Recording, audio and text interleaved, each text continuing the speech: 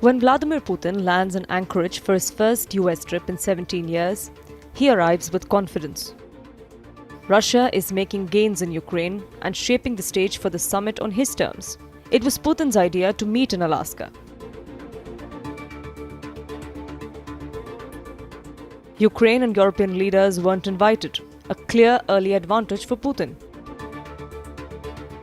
In eastern Ukraine, Russian troops have edged forward after months of attrition. This week, they pushed 10 kilometers in Donetsk.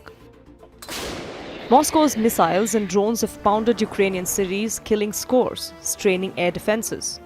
Here's what Putin knows. Russia has a larger manpower pool, ramped up weapons production, and retooled frontline tactics. He told an economic forum in June, "Wherever a Russian soldier sets his foot, it's ours."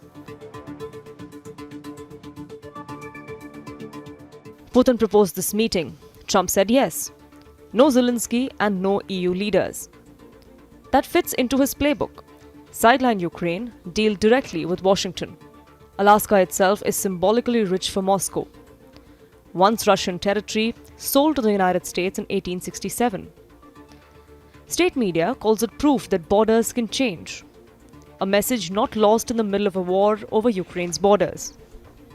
Putin's demands haven't shifted since 2022. Ukraine cedes all of Donetsk, Luhansk, Zaporizhzhia and Kherson. Kyiv renounces NATO membership and Ukraine's military is scaled back.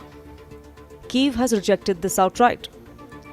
But in Alaska, Putin will push for US recognition of his territorial claims, especially in Donetsk and Luhansk, where Ukraine still holds strategic cities.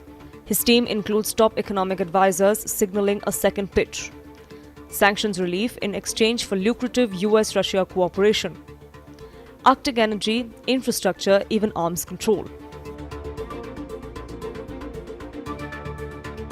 Trump enters the room wanting to be seen as the man who ended the war, and perhaps as a Nobel Peace Prize contender. He's floated land swapping as a peace formula. Ukraine calls it illegal and dangerous.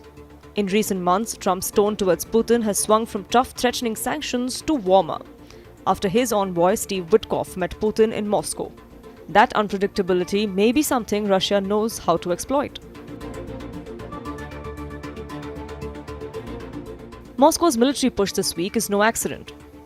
Analysts say it's designed to arrive at the summit with facts on the ground, to make concessions look like magnanimity, not a necessity. And if talks fail, Putin has made clear he'll keep fighting until his conditions are met. He told reporters this month, these conditions remain the same. Even with the upper hand, there are hazards. Leave Trump empty-handed and the American president could lash out with sanctions or a tilt back towards Kyiv. While Russia's economy has adapted, cracks are showing.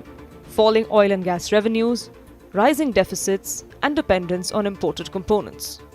That's why some insiders hint Putin might offer something smaller, a halt on long-range strikes, or selective economic sweeteners to keep Trump engaged without giving up core demands. Putin arrives in Alaska stronger than he was in 2022, armed with battlefield gains, economic pitches, and a summit stage he chose. But holding the upper hand in the opening photo doesn't guarantee the last handshake will go his way.